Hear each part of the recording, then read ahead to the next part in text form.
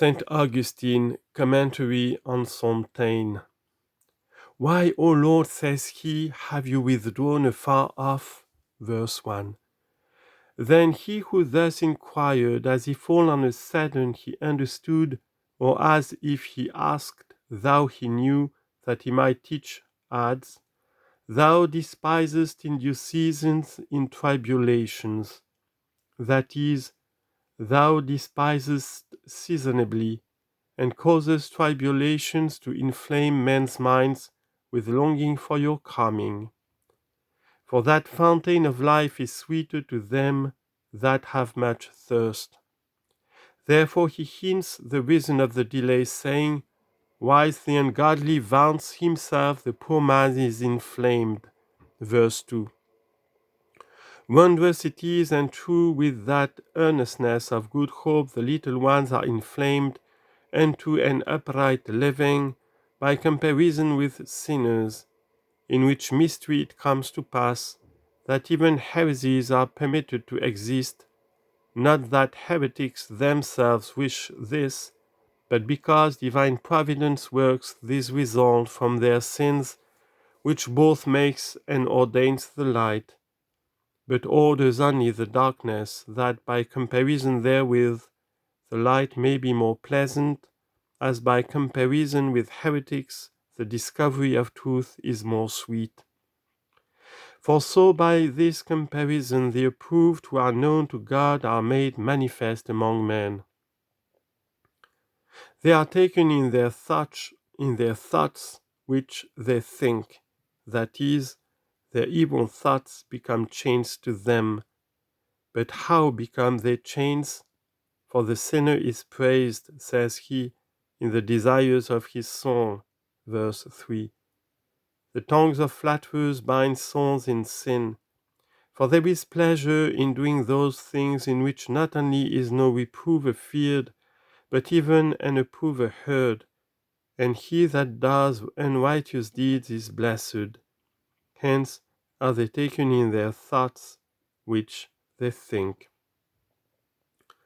The sinner has angered the Lord. Verse 4.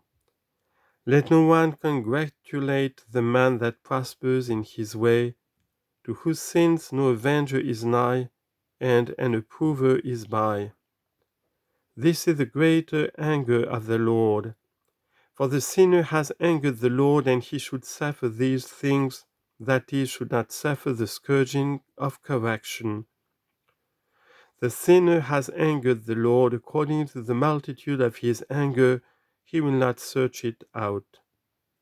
Great is his anger when he searches not out, when he, as it were, forgets and marks not sin, and by fraud and wickedness man attains to riches and honors, which will especially be the case in that Antichrist, who will seem to man blessed to that degree that he will even be thought God. But how great this anger of God is, we are taught by what follows. God is not in his sight, his ways are polluted in all time. Verse 5. He that knows what in the soul gives joy and gladness knows how great and ill it is to be abandoned by the light of truth. Since a great ill do men reckon the blindness of their bodily eyes, whereby this light is withdrawn. How great then the punishment he endures, who through the prosperous issue of his sins is brought to that pass, that God is not in his sight, and that his ways are polluted in all time, that is, his thoughts and counsels are unclean. Your judgments are taken away from his face. For the mind conscious of evil, while it seems to itself to suffer no punishment, believes that God does not judge, and so are God's judgments taken away from its face, while this very thing is great condemnation. And he shall have dominion over all his enemies. For so is it delivered that he will overcome all kings, and alone obtain the kingdom, since too, according to the apostle, who preaches concerning him, he shall sit in the temple of God, exalting himself above all that is worshipped and that is called God. And seeing that being delivered over to the lust of his own heart and predestinated to extreme condemnation, he is to come by wicked arts to that vain and empty height and rule. Therefore it follows, for he has said in his heart, I shall not move from generation to generation without evil. Verse 6. That is, my fame and my name will not pass from this generation to the generation of posterity, unless by evil arts I acquire so lofty a principality that posterity can't be silent concerning it. For a mind abandoned and void of good arts, and estranged from the light of righteousness, by bad arts devises a passage for itself to a fame so lasting, as is celebrated even in posterity. And they that can't be known for good desire that men should speak of them even for ill, provided that their name spread far and wide. And this I think is here meant, I shall not move from generation to generation without evil. There is to another interpretation, if a mind vain and full of error supposes that he can't come from the mortal generation to the generation of eternity, but by bad arts, which indeed was also reported of Simon, when he thought that he would gain heaven by wicked arts, and pass from the human generation to the generation divine by magic. Acts 8:9. Where then is the wonder, if that man of sin too, who is to fill up all the wickedness and ungodliness which all false prophets have begun, and to do such great signs that, if it were possible, he should deceive the very elect. Matthew 24:24. Shall say in his heart, I shall not move from generation to generation without evil, whose mouth is full of cursing and bitterness and deceit. Verse 7. For it is a great curse to seek heaven by such abominable arts, and to get together such earnings for acquiring the eternal seat. But of this cursing his mouth is full. For this desire shall not take effect, but within his mouth only will avail to destroy him, who dared promise himself such things with bitterness and deceit, that is, with anger and insidiousness, whereby he is to bring over the multitude to his side. Under his tongue is toil and grief. Nothing is more toilsome than unrighteousness and ungodliness, upon which toil follows grief, for that the toil is not only without fruit, but even unto distraction, which toil and grief refer to that which he has said in his heart, I shall not be moved from generation to generation without evil. And therefore, under his tongue, not on his tongue, because he will devise these things in silence, but to men will speak other things, that he may appear good and just, and a son of God. He lies in ambush with the rich. Verse 8. What rich but those whom he will load with his world's gifts? And he is therefore said to lie in ambush with them, because he will display their false happiness to deceive men, who, when with a perverted will they desire to be such as they, and seek not the good things eternal, will fall into his snares, that in the dark he may kill the innocent. In the dark, I suppose, is said, where it is not easily understood what should be sought or what avoided. Now to kill the innocent is of an innocent to make one guilty. His eyes look against the poor, for he is chiefly to persecute the righteous, of whom it is said, Blessed are the poor in spirit, for their hearts is the kingdom of heaven. Matthew 5:3. Verse 9. He lies in wait in a secret place as a lion in his den. By a lion in a den he means one in whom both violence and deceit will work. For the first persecution of the church was violent, when by proscriptions, torments, murders, the Christians were compelled to sacrifice. Another persecution is crafty, which is now conducted by heretics of any kind and false brethren. There remains a third, which is to come by Antichrist, than which there is nothing more perilous, for it will be at once violent and crafty. Violence he will exert in empire, craft in miracles. To the violence the word lion refers, to craft the words in his den. And these are again repeated with the change of order. He lies in wait, he says, that he may catch the poor. This has reference to craft. But what follows? To catch the poor while he draws him is put to the score of violence. For draws means he brings him to himself by violence, by whatever tortures he can.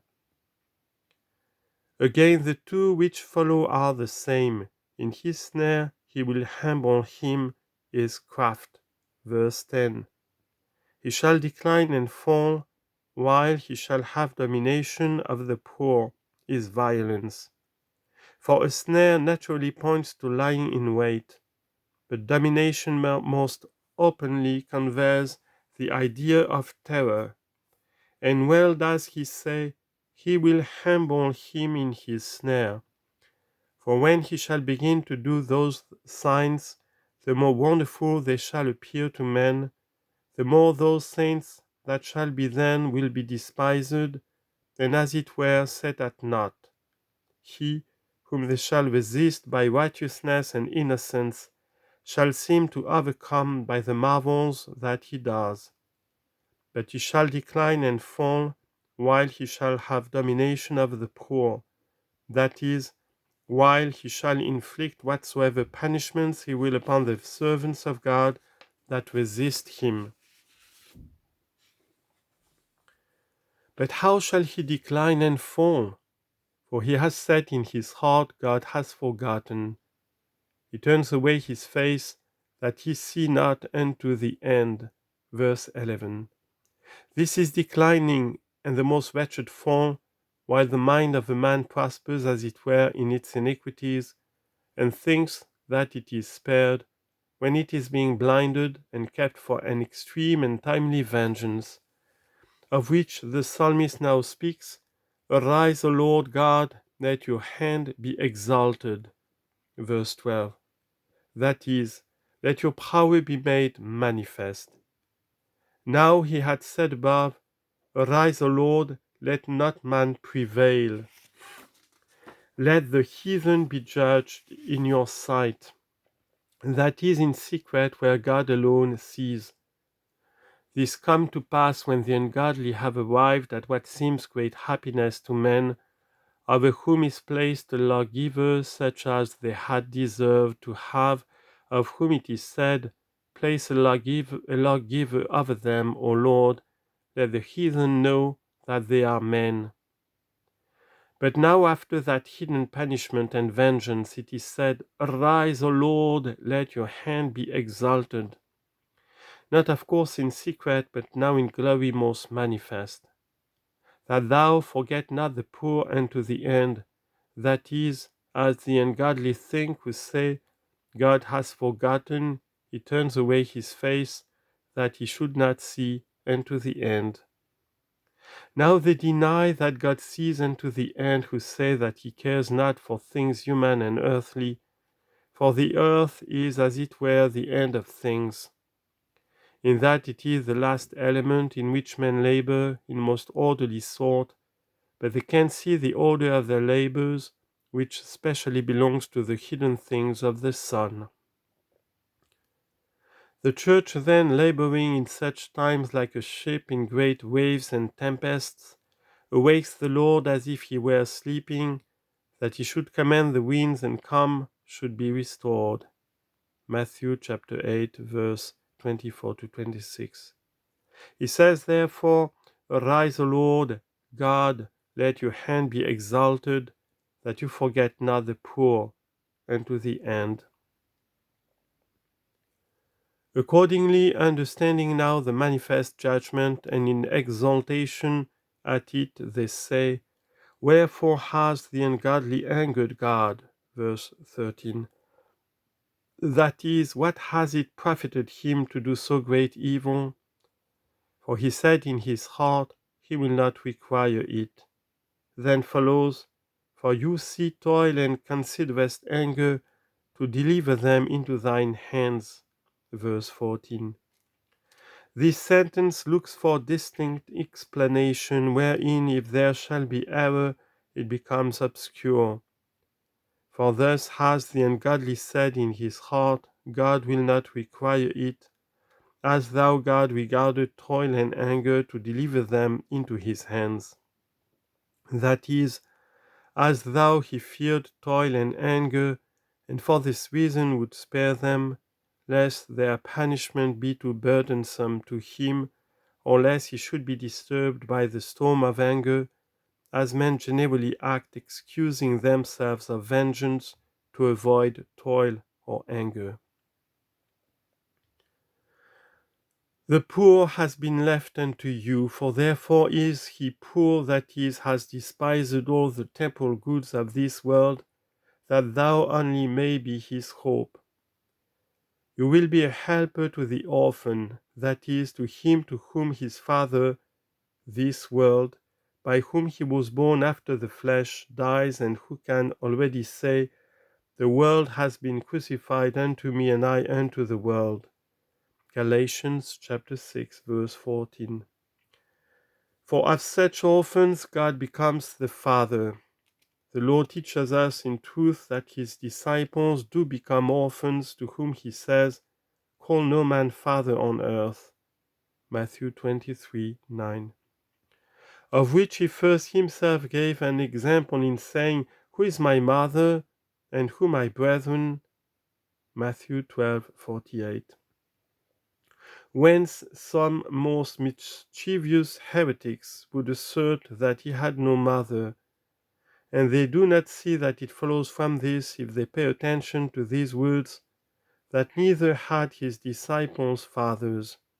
For as he said, who is my mother? So he taught them when he said, call no man your father on earth. Break the arm of the sinner and of the malicious. Verse 15. Of him, namely, of whom it was said above, he shall have dominion over all his enemies. He called his power then his arm, to which Christ's power is opposed, of which it is said, arise, O Lord God, let your hand be exalted. His fault shall be required, and he shall not be found because of it. That is, he shall be judged for his sins, and himself shall perish because of his sin. After this, what wonder if there follow, the Lord shall reign for ever, and world without end. Ye heathen shall perish out of his earth. Verse 16. He uses heathen for sinners and ungodly. The Lord has heard the longing of the poor. Verse 17. That longing wherewith they were burning, when in the straits and tribulation of this world they desired the day of the Lord. Thine ear has heard the preparation of their heart. This is the preparation of the heart, of which it is sung in another psalm, my heart is prepared, O God, my heart is prepared, of which the apostle says, but if we hope for what we see not, we do with patience wait for it. Romans chapter 8, verse 25. Now by the ear of God we ought, according to a general rule of interpretation, to understand not a bodily member, but the power whereby he hears, and so not to repeat this often, by whatever members of his are mentioned, which in us are visible and bodily. must be understood powers of operation, for we must not suppose it anything bodily, in that the Lord God hears not the sound of the voice, but the preparation of the heart. To judge for the orphan and the humble, verse 18. That is, not for him who is conformed to this world, nor for the proud. For it is one thing to judge the orphan, another to judge for the orphan. He judges the orphan even who condemns him, but he judges for the orphan who delivers sentence for him, that man add not further to magnify himself upon earth. For they are men of whom it was said, Place a lawgiver over them, O Lord, let the heathen know that they are men. But he too, who in this same passage is understood to be placed over them, will be man of whom it is now said, That man add not further to magnify himself upon earth. Namely, when the Son of Man shall come to judge for the orphan, who has put off from himself the old man, and thus, as it were, buried his father. After the hidden things then of the Son, of which in this psalm many things have been said, will come the manifest things of the Son, of which a little has been now said at the end of the same psalm. But the title is given from the former, which here occupies the larger portion. Indeed, the very day of the Lord's advent may be rightly numbered among the hidden things of the Son, although the very presence of the Lord itself will be manifest. For of that day it is said, that no man knows it, neither angels, nor powers, nor the Son of Man. Mark 13:32. What then so hidden as that which is said to be hidden even to the judge himself, not as regards knowledge but disclosure? But concerning the hidden things of the Son, even if anyone would not wish to understand the Son of God, but of David himself, of whose name the whole Psalter is attributed, for the Psalms we know are called the Psalms of David, let him give ear to those words in which it is said to the Lord, Have mercy on us, O Son of David. Matthew 20:30. And so even in this manner let him understand the same Lord Christ, concerning whose hidden things is the inscription of this psalm. For so likewise is it said by the angel, God shall give unto him the throne of his father David. Luke 1:32. Nor to this understanding of it is the sentence opposed in which the same Lord asks of the Jews, If Christ be the Son of David, how then does he in spirit call him Lord, saying, The Lord said unto my Lord, Sit on my right hand until I put your enemies under your feet. Matthew chapter 22, verses 43 and 44. For it was said to the unskilled, who although they looked for Christ's coming, yet expected him as man, not as the power and wisdom of God. He teaches then in that place the most true and pure faith, that he is both the Lord of King David, and that he is the Word in the beginning, God with God, John 1:1, by which all things were made, and Son, in that he was made to him of the seed of David according to the flesh. For he does not say Christ is not David's son, but if you already hold that he is his son, learn how he is his Lord, and do not hold in respect of Christ that he is the Son of Man, for so is he David's son, Romans 1:3, and leave out that he is the Son of God, for so is he David's Lord.